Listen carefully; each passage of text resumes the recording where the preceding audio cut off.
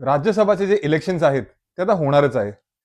आता प्रश्न हा आहे की या इलेक्शन्समध्ये उद्धव ठाकरेंची शिवसेना, शरद पवारांची एनसीपी आणि काँग्रेस ही को एक्झिस्ट करते की कुठली दुसरी पार्टी येऊन ह्याच्यात एक बाज मारून जाते.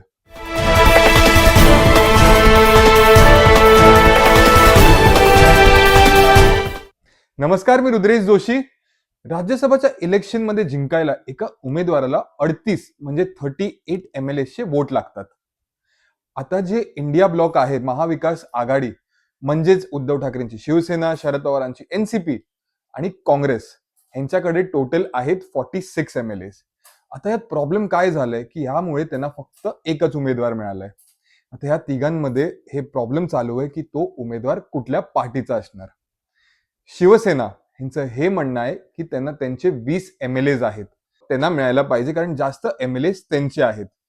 काँग्रेसचं हे म्हणणं आहे की ती एक नॅशनल पार्टी आहे, ती भरपूर मोठी पार्टी आहे आणि एक ऑल इंडिया लेवलवर त्यांचं होल्ड आहे, म्हणून त्यांना तो उमेदवार मिळायला पाहिजे.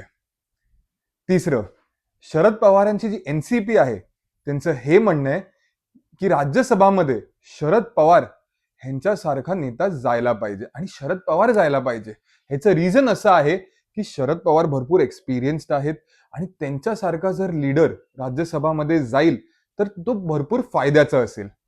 आता प्रश्न हा आहे की या तिघांच्या या डिस्प्यूटमध्ये, डिबेटमध्ये, भांडणामध्ये फायदा कोणी दुसरं घेऊ शकतं का? आता यात दुसरं कोण? दुसरं म्हणजे देवेंद्र फडणवीस आणि एकनाथ शिंदे. आता ह्यात आपण बघा, 38 MLAs त्यांना पाहिजे आणि 46 त्यांची संख्या आहे.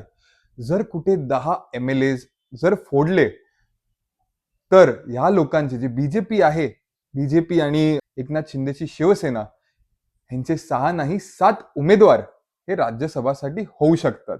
आपल्याला बघायचं आहे की हे जे 3 महाविकास आघाडी आहे ती एक होते की या ह्याचा फायदा महायुती घेते.